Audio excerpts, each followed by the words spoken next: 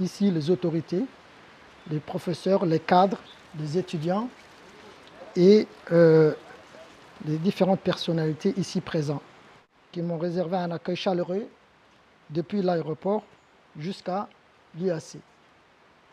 Je remercie également l'équipe de l'IAC qui n'ont pas ménagé leur effort pour réaliser cet événement. Comme vous le savez, nos deux pays partagent une longue histoire. Sur l'éducation, équilibre et inclusif organisée à Djibouti, nos deux chefs d'État ont fait le point sur les relations de coopération entre nos deux pays. C'est dans ce sens que nous avons eu l'initiative d'implanter notre première institution hors de Djibouti aux Comores. Nous avons dépêché une délégation de l'IAD l'été 2023 pour faire une étude des besoins auprès des étudiants du Comores.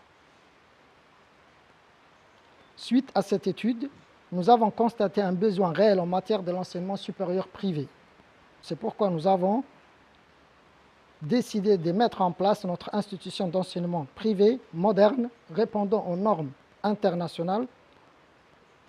L'IAC a vu le jour en août 2024 et a obtenu l'autorisation auprès du ministère de l'Éducation nationale après avoir rempli les conditions possibles à cet effet.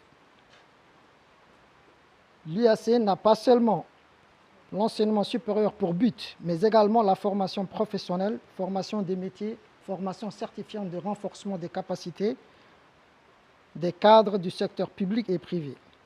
Par ailleurs, cet investissement permettra également le développement du secteur de l'enseignement, de création de l'emploi, de l'économie et de la richesse pour le Comores. Donc l'investissement que vous venez de faire ici, c'est un investissement très important parce que c'est le développement du capital humain. À un moment où l'enseignement universitaire privé s'installe au fur et à mesure et progressivement dans le pays.